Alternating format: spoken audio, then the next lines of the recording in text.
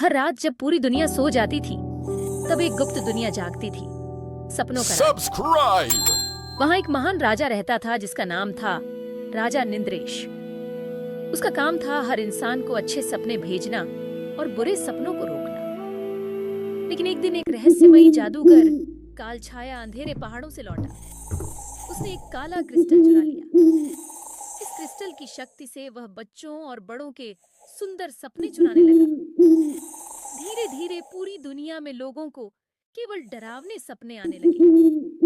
राजा निंद्रेश ने अपने जादुई दर्पण में देखा कि पृथ्वी पर आरव नाम का एक साधारण लड़का है जिसका दिल बिल्कुल सच्चा है। उसी में सपनों के राज्य को बचाने की शक्ति है। एक रात आरव के कमरे में सुनहरी रोशनी फैली।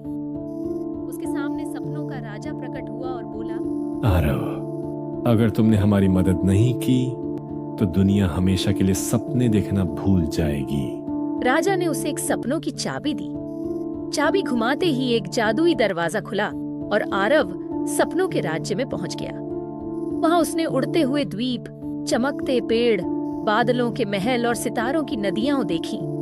लेकिन पूरा राज्य उदास था क्योंकि कालछाया धीरे धीरे हर जगह अंधेरा फैला रहा था। राजा ने बताया कि कालछाया को हराने के लिए 3 शक्तियां चाहिए: हिम्मत का रत्न, उम्मीद का रत्न, दया का रत्न। आरव अपनी यात्रा पर निकल पड़ा।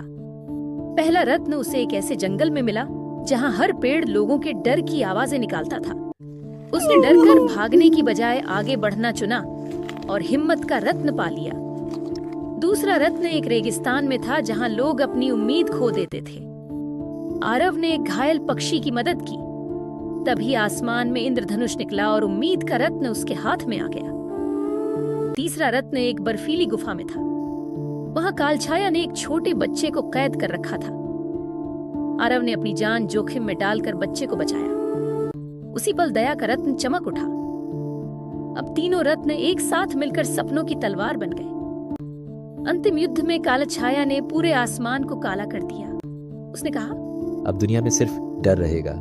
आरव ने जवाब दिया, जब तक लोगों के दिल में उम्मीद है, सपने कभी खत्म नहीं होंगे। तलवार से निकली सुनहरी रोशनी ने काले क्रिस्टल को तोड़ दिया। अंधेरा मिट गया।